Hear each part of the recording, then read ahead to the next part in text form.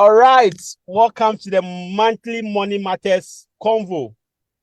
On this platform, we talk about money, we talk about financial education, financial literacy, financial awareness, and we talk about conversations that will help you better manage your personal finance. And today, we have an amazing personality with us, someone I've been admiring from afar, someone that I have followed his work. I am a student of what he does, and it's really an amazing to have him on this show.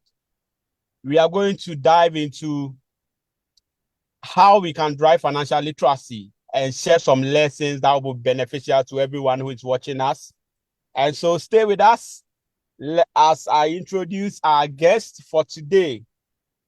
So our guest is the founder and CEO of Concurrent Financial Planning, and he's also the head of financial planning program for University of Wisconsin, Green Bay.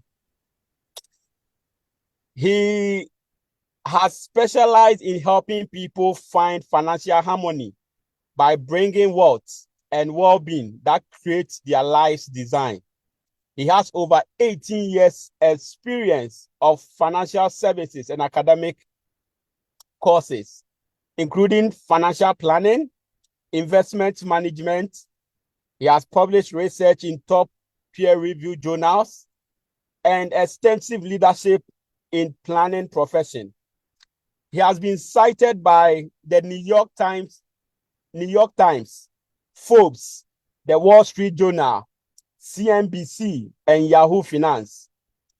He is a CNBC Advisor Council member, top 10 Investopedia 100 top financial advisors. So he was listed among the top 10 Investopedia 100 financial advisors. That's amazing. He is a 2022 Think Advisor Luminary finalist. He's also the wealthmanagement.com top 10 to watch in 2023. He was the president for the Financial Therapy Association in 2022. And he's a past practitioner editor of the award-winning Journal of Financial Planning and a board member of the FinServe Foundation. Amazing profile, amazing profile. He is married and they are expecting their first child. Ladies and gentlemen, help me welcome Dr. Preston Cherry. Doug, you're welcome. Thank you, Peter. I appreciate you. I appreciate the profile. I'm an admirer of your work as well. I follow it a lot. Financial literacy is global, and I appreciate and admire the work that you're doing out here as well. So it's a pleasure to be on your show. Great to have you. We are excited to host you on today's show. And so basically today we are looking at how we can drive financial literacy education.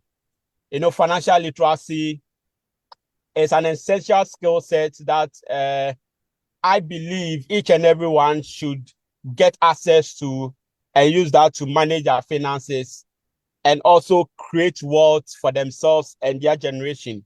And so I'm very passionate about financial literacy.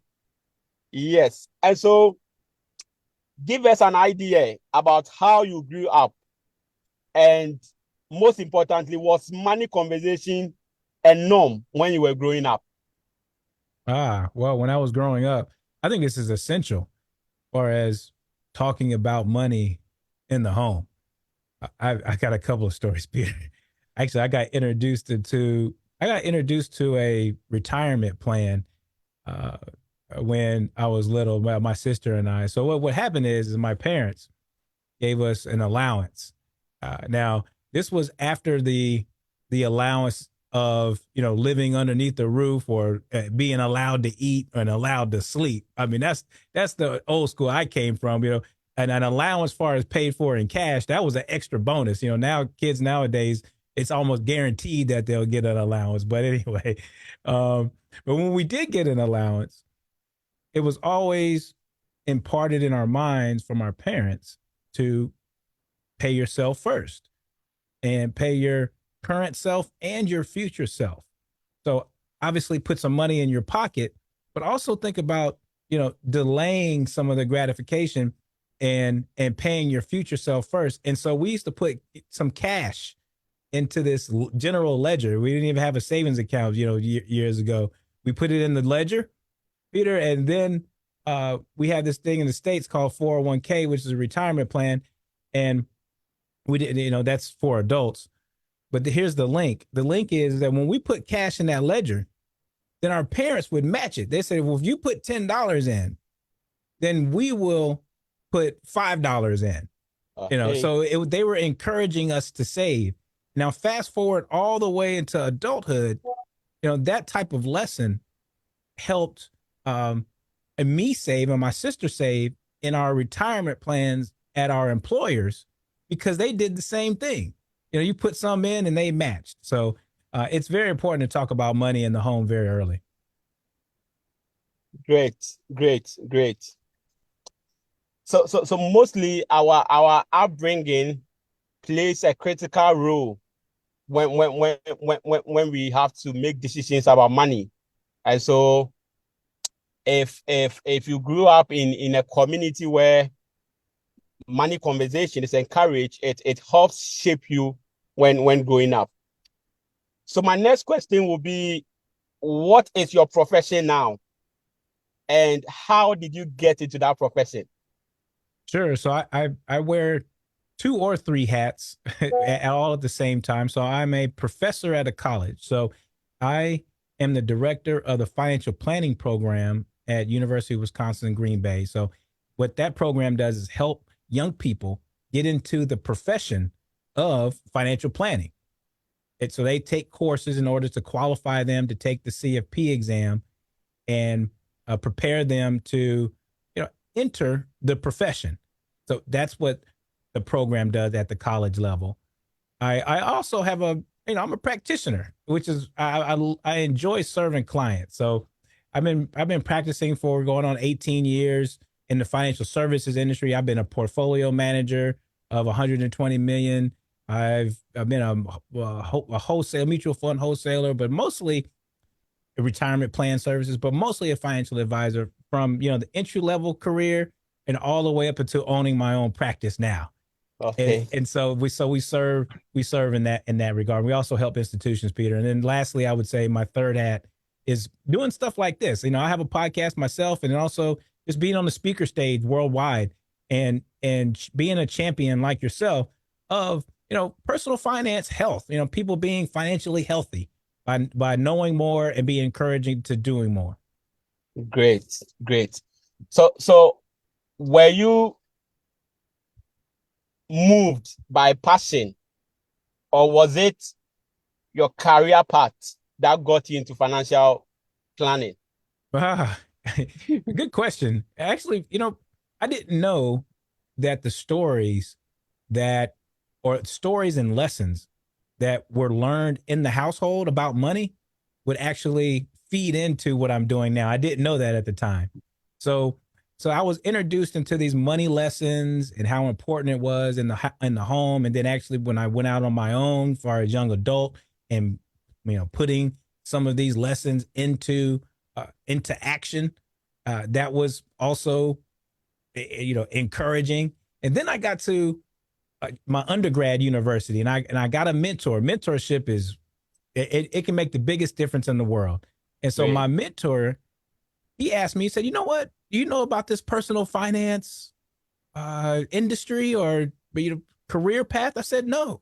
He's like, you know what? You've taken my class. I think you'd be pretty good at it. So he introduced me to personal finance. And that's where I got here. And lastly, I would say that once I got introduced into it, Peter, it did turn into a passion because, I think you kicked the show off with that financial literacy, financial wellness, financial health it's for everyone across the globe because everyone has to have some sort of money in order to invest in their well-being, and their advancement.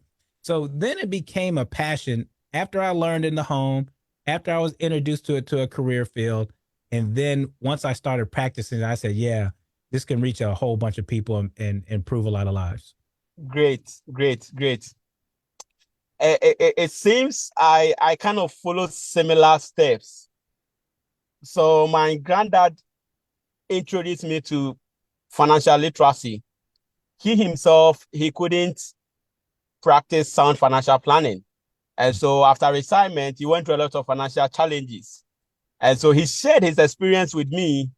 And then I said to myself, then I need to take this message to the world. But then I also read accounting.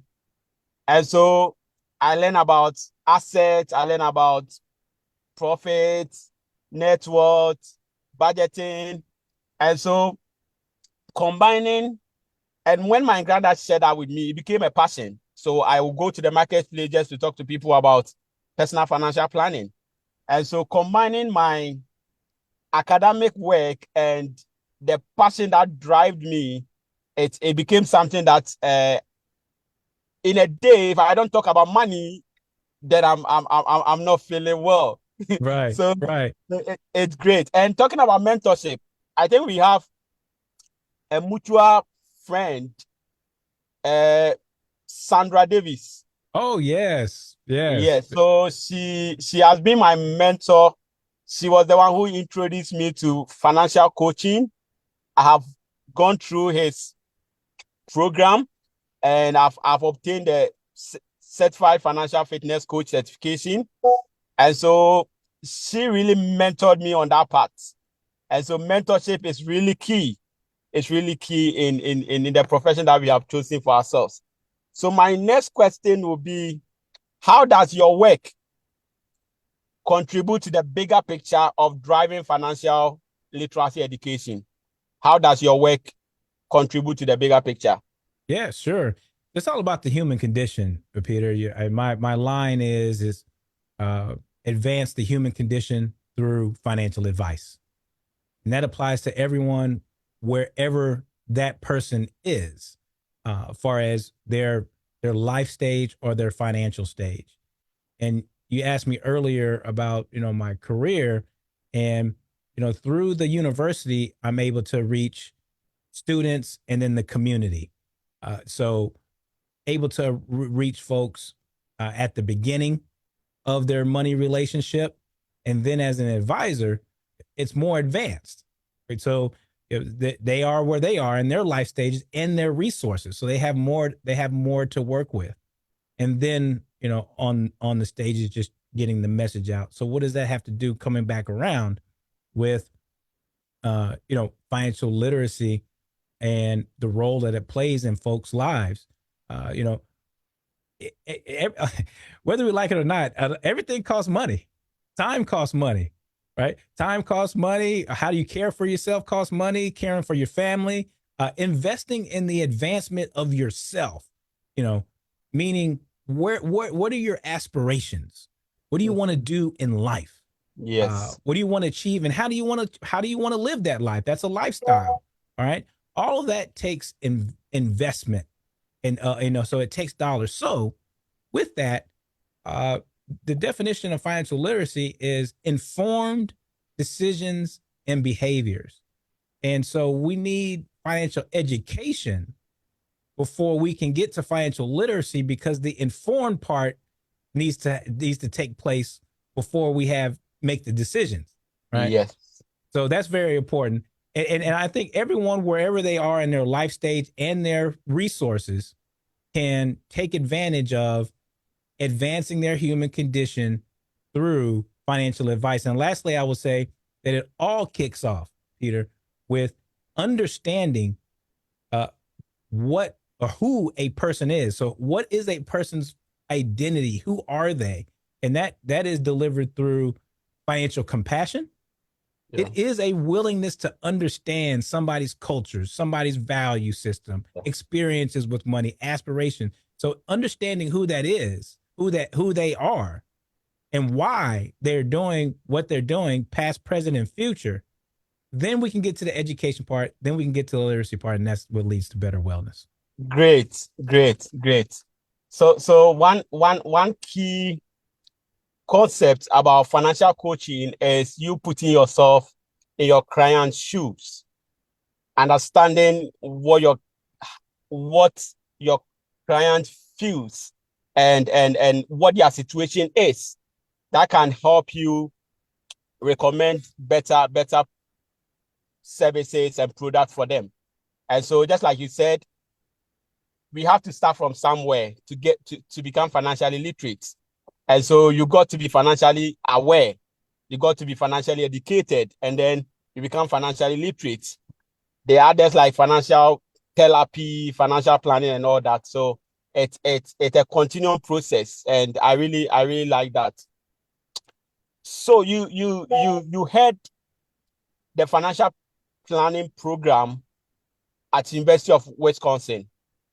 So can you briefly touch on that program, and yeah, and the models that is being taught at your university? Sure. So a lot of programs across the US and now across the globe are trying to get young people into the profession. And we meaning the financial planning profession is old and gray. There's a lot of folks um, that are 60 and above. All right. And I'm not saying that that's old, but at the same time, they are servicing that have been servicing a demographic of people, the older generations for for a long time, since they've been 30, 40, 50. Now they're 60, 70, and 80. And so the advisors are now older as well. So they are now retiring. They're retiring and transitioning on to something else. So they get retired too. So Yeah, now we have to replenish the pipeline with younger talent, those under 30, those 30 between 30 and 40, right? And now the folks that are in between, say, 45 and 40 and 55, those are the experienced folks now. So we're yeah, really trying to get the young folks, those 35 and younger, into the profession.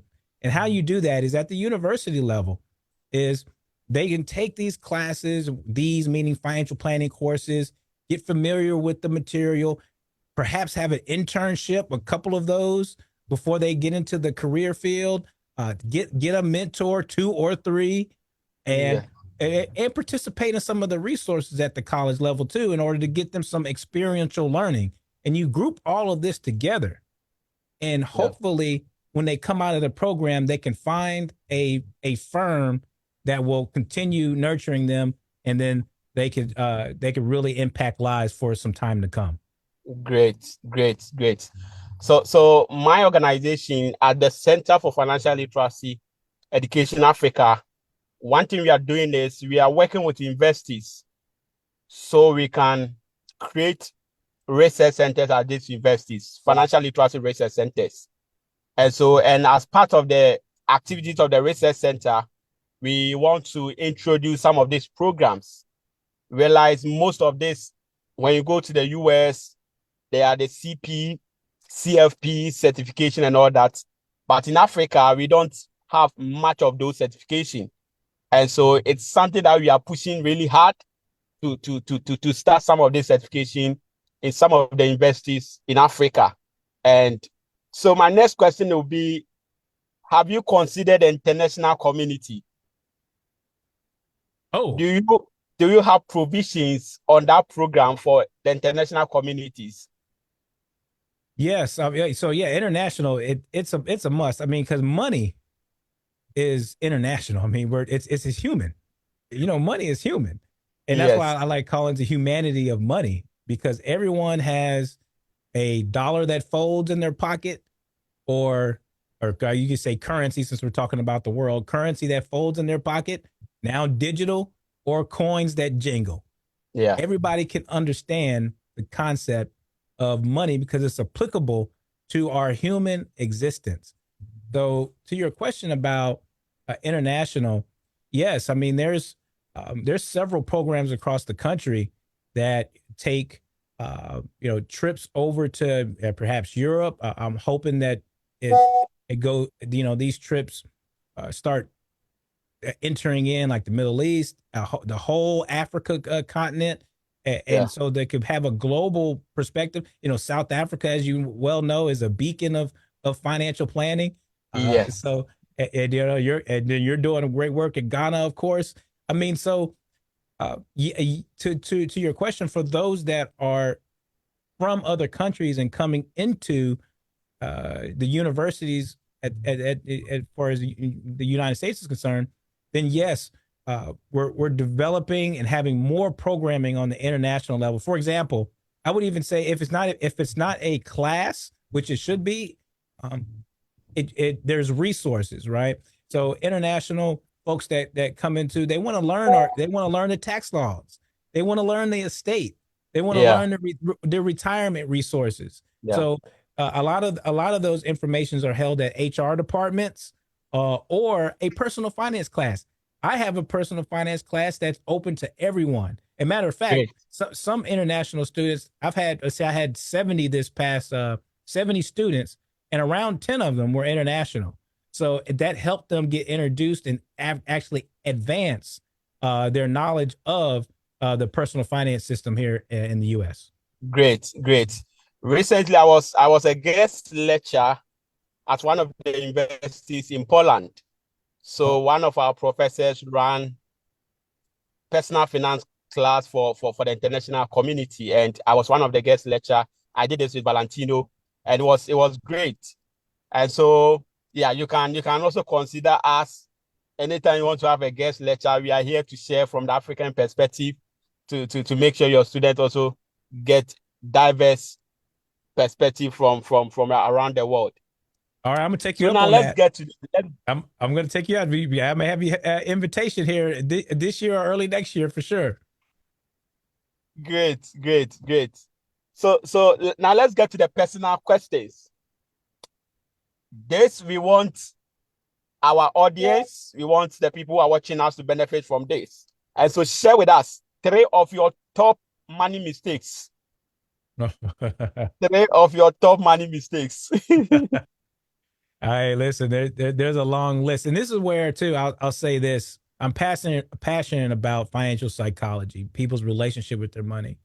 So where there's when we're talking about relationships with money, Peter, there's no room for shame or judgment.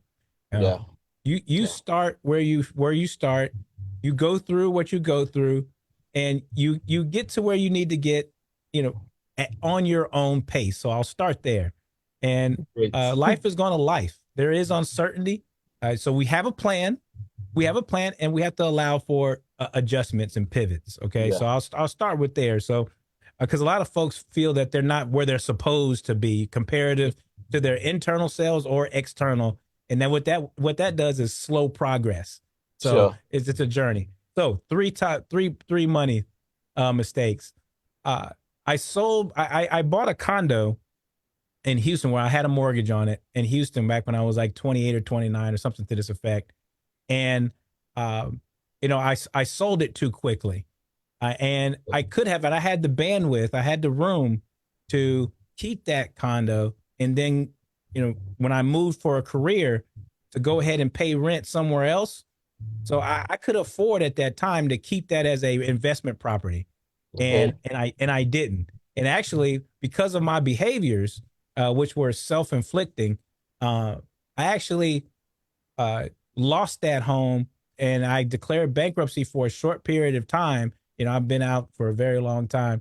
But I did that because I was mismanaging my money. I was Okay. mismanaging my money. So I lost out on having an investment property. I'm 45 now. So that's 28, 38. That's 17 years of I could have Okay. had an investment property. Right. Okay. But you know what? You live and learn. So that was one. Great. Number two uh, was a little bit of mismanagement of credit card debt early. Okay. And so that was in my early 20s. So, I have a great credit score now, and I share with people all the time. I've had good credit or excellent credit, very terrible credit, and now, pretty good credit, Sure. So I've been on the Sure. part of the spectrum, but mismanaging credit early on, that was a mistake. And number Okay. three, I would say, uh, you know, not not keeping up with a good savings rate, paying your future self first, meaning using some of my money, okay, and setting it aside right off the bat for the Okay. future. Okay. I didn't do that in my early, say, 30s. And what I did was I spent every dime to my name, and I was making pretty good money at the time, you know. But as quick as I was making it, the quicker it was going out, right? Yeah. And Yeah. that was because it was just a misalignment of what my goals were as a person. So I went through some personal suffering during that time, and what it was a disconnect, Peter. It was a disconnect to what I wanted to do for as my aspirations and Okay. where my money was going. It was a disconnect. So I will summarize that third mistake of have money align life and money alignment. Okay. Because if there's no alignment between life and money, then you cannot give your money assignments. And I did not give my money an assignment. I was Yes. throwing it out the window. Yes. And if I Yeah. had life and money alignment, I would have put more money away for the future. I'm doing so Yes. now, Yeah. but Great. back Great. then I lost out on some time. and and the best way to do that is to set financial goals. That's right. So I tell people financial goals are life goals with financial implications. And so because you have life goals and they will come with cost, you need to set them as financial goals. And so yes, and your life should always align with your financial decisions. That was awesome. So now let's flip the coin. So now I've given us three money mistakes. Give us three of your top financial advice. Okay. Yes. Sure. So my number one, and what I'm really stressing on here lately is not to sacrifice too much of the now to fund your future. It's Okay. very important to set aside money for the future. No question. You should do that. You should have an emergency fund. No question. Right. Also, though, because you can't get time back, you can't get life stages back, you know, and life stages have their own unique personality. So you Yeah. have to enjoy them, you know, when you are in the moment. So sacrificing so much, extreme sacrifice, Yeah. extreme Yeah. saving, then you end up not enjoying now. And then that's deprivation, Yeah. you know? Yeah. And so Yeah. then it ends up, your current and your future become unfulfilling. So, Yeah. uh, So yeah, mostly people, when it comes to budgeting, people restrict themselves. But then budgeting shouldn't be a restriction. And so when you are drawing your budget, you should make provisions. It should be feasible enough. If you want to enjoy life, make sure you have made provisions for that. We need to enjoy the now. We can't stack all our money and so yes, I agree with you on that 100%. Yeah, budget shouldn't be a restriction, but it should budget according to the lifestyle you want to live and make sure you have provisions for that. Yeah, great, absolutely. Absolutely. You said it great. And great. so my other two are, uh, you know, if you're young, time is your friend. Time is your friend. I mean, the the younger you start, the less you have to save and interrupt your lifestyle over time, I right? like that. Yeah, time is your friend. Because as you get older, in your middle ages, yes, your income is up. It should, hopefully.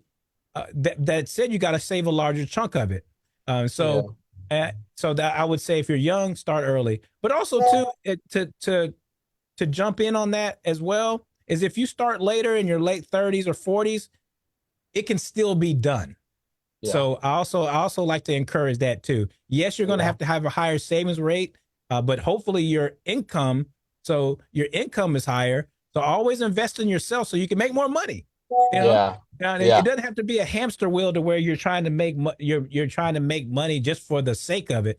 But yeah, there's too much stuff in the media and our education that says, well, enough is enough. Well, no, hold on now. It's like, hold on, you got to earn, your income high enough until you reach your enough. So it's Yeah. okay to make more money and then know what your enough is. That's the point.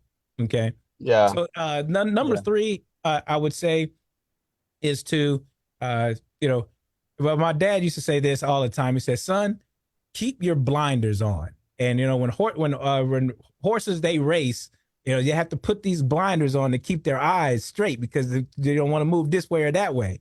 And what does that have to do with money? It's about comparison. Yeah. Don't compare yourself to others. Wherever you are in life, uh, that interrupts the spirit, and it interrupts encouragement to stick with your plan. So run your life and money race at your own pace. Keep your blinders on, and that will help you stick to your plan.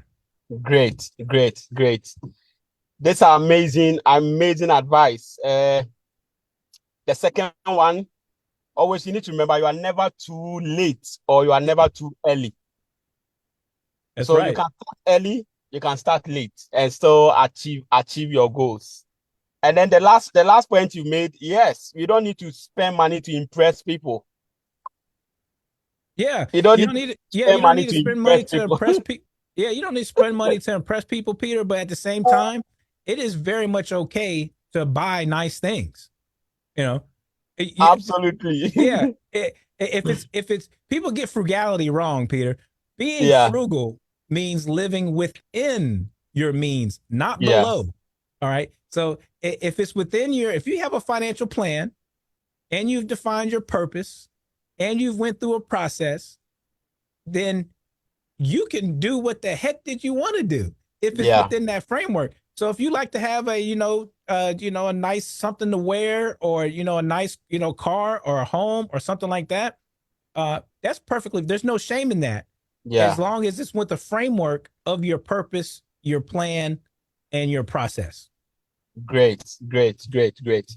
So now I will mention some words and I want you to explain them or just give a response as to what you think about them. Okay. So there are about 10 words, and once I mention the word, you give a response to that. So let's start with money. Yeah, Money. money. Make as much as you can. Great, great. My second word is marriage. Marriage. Oh, that one's good. It's a great investment. It pays off. It pays off. Awesome. My third word is car. Car. Car. Purchase one within your means. So purchase it with intelligence, but also purchase what the heck that you want if it's within your budget. Great. Savings. Savings, essential. It's a must. You got to have savings for right now in case events, don't go your way, and you have to have savings and investment for the future. It's a must. Spending. Spending, no shame, no judgment. Uh, Keep it in line. That try not to tie it to emotions that are just random. But if you have a good spending plan, which is the other side of a budget, then spend with intent, with purpose, and without explanation. Great. Needs. Needs. Needs, okay. This is a good one. I'll say all the time that take care of your needs, which are your safety, your home, right, your food, your standard of living, and then you have wants, which are investments in self, your aspirations. What do you want to do? And what I say with wants, it's about Maslow's triangle, is wants are needs too. So Okay. you take care of your needs, but also invest in your wants because it helps you advance yourself. And that is part of the human condition, which is a need as well. Great. Great. Budgeting. Budgeting, as you mentioned, uh, budgets show you what you can do and not what you can't do, Yeah. right? So it should, and I don't use should often, but hopefully your budget helps you with more confidence, more clarity, and more control with your finances, and just make you feel better. Great. Goals. Goals. Goals. Yeah, goals, got to have them. We talked about money and money alignment, life and money alignment gives your money assignment. So those goals, first off, start with or have some. It doesn't always start with or have some small goals that are always feel like you're winning. You know, you got to feel like you're winning sometimes, right? So have those immediate goals and then set those that and accomplishing those small goals will keep you Yeah. connected to your long-term goals.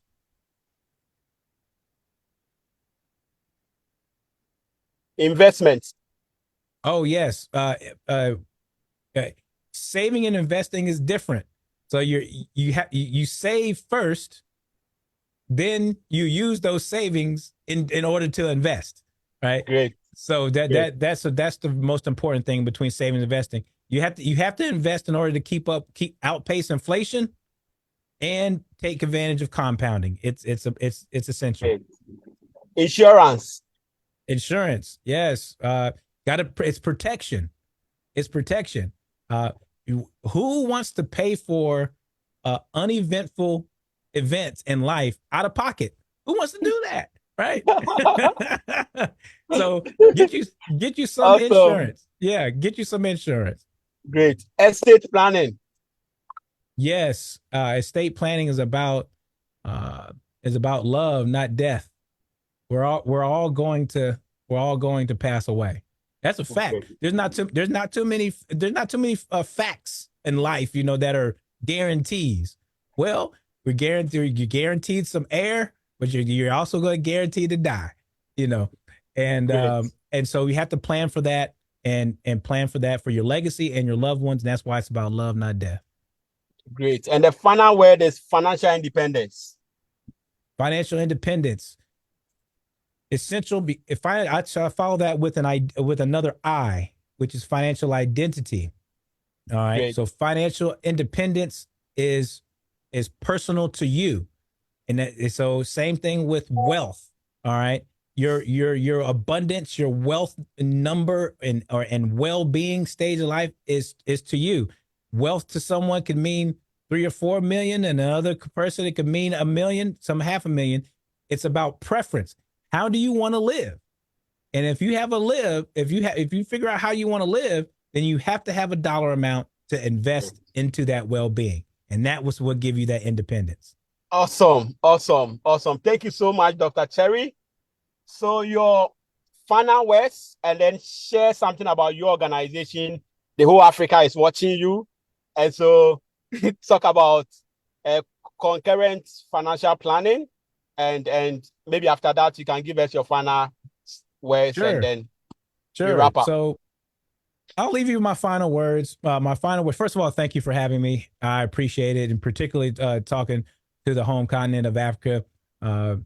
Can't wait to visit. I have yet to visit. I'll be in the top horn in Egypt probably this summer, but I can't wait to get to Ghana and Nigeria and the like. So just thanks for allowing me to talk and share with the continent of Africa. Secondly, I would say that you know, finances are personal. They're very personal, and if we don't, you know, have so much guilt and shame in our money situation, then we can release ourselves to give ourselves permission, right, to advance ourselves through financial advice. So it starts with the head and the heart, and then we can go do. That's pretty much my last statement there, and a little bit about Concurrent. We're a global firm, we're a global culture, so we help people achieve their life goals through financial advice. We're at concurrentfp.com. We have financial planning services and financial coaching services. You can find me at my handle at Dr. Preston Cherry at all social medias, and my podcast is Life, Money, Balance on YouTube. Great. It was exciting. It was insightful. It was educative, and we want to thank you so much for honoring our invitation and doing this with us. We will keep in touch, and yeah, we will, We are looking forward to welcome you here to Ghana, and doing more things together as we keep expanding the financial literacy conversation. Thank you so much, and we are grateful. Yes, thank you for having me. I can't wait to get to Africa, and particularly Ghana. Thank you, Peter. Okay, sure. All right. So this was the monthly Money Matters Convo. On this platform, we talk about money, we talk about personal finance, we talk about everything financial education. And today we had an amazing personality, Dr. Cherry, with us. He has shared a lot with us, and I hope you will pick some lessons from this conversation and go out there and change your financial situation. Remember, the goal isn't more money, but financial independence and financial freedom. See you next month. Bye-bye.